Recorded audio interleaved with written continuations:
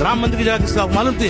राम मंदिर की जगह भी बुद्धिस्ट के बिजनेस की जगह थी। वो उस टाइम ढापी गई, चोरी गई और संविधान के माध्यम से वो लीगल इलीगल करके राम मंदिर बनवा के वो भी जमीन खरीद। ये व्यक्ति प्रोटेस्ट में संविधान लेकर बाबा साहब बनने का ढोंग कर रहा है और बोल रहा है कि अयोध्या का राम मंदिर actually ancient Buddhist site Saket थी और कोर्ट के थ्रू इसको जबरदस्ती मेजोरिटी ने हथिया है। अगर तुम इस चीज को 1% भी सच मानते हो तो तुम्हारा ब्रेन वॉश हो चुका है। ये लोग कहते हैं कि एंशिएंट टाइम में वहाँ बुद्धिज्म फ्लरिश करता था।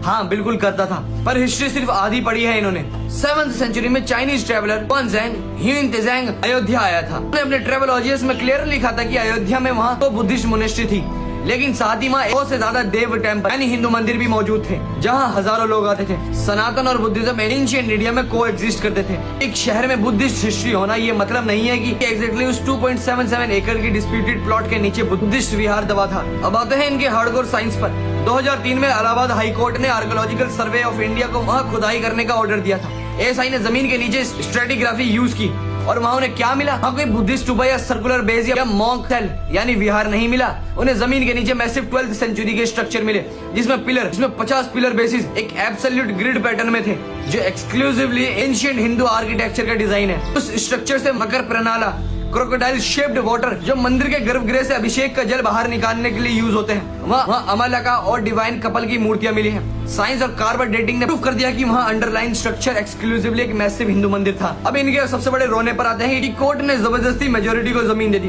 ध्यान से सुनना, 2019 के सुप्रीम कोर्ट केस में एक्चुअली एक बुद्धिस्ट पिटीशन विनीत कुमार मौर्य ने भी फाइल की थी, जिसमें उन्होंने उस जगह को बुद्धिस्ट साइट क्लेम किया था। But supreme court of India किसी आस्था या इमोशन पर नहीं चलती, वो चलती है प्रीपोटेरेंस ऑफ प्रोबेबिलिटीज पर। कोर्ट ने एएसआई की एग्जॉटिव रिपोर्ट को as an expert evidence accept किया, जिसमें बुद्धिस्ट क्लेम कंप्लीटली डिसमिस हो गया था। कोर्ट ने वेस्टर्न ट्रेवलर जोसेफ और विलियम फिंच के वो रिटर्न रिकॉर्ड्स देखे, जिसमें क्लियरली मेंशन है कि 17 और 18 सेंचुरी में वहाँ हिंदू आकर रामनवमी में पूजा करते थे। ये फोर्स नहीं है, डॉक्यूमेंट्री एविडेंस और जुडिशियल जस्टिस है। ये पूरा साकेत का फेक नैरेटिव इसलिए प्लान किया गया है ताकि हिंदू और नियो बौद्धिस्ट के बीच में एक सिविलाइजेशन सिविल वॉर क्रिएट किया जा सके और वोट बैंक की दुकान चल सके।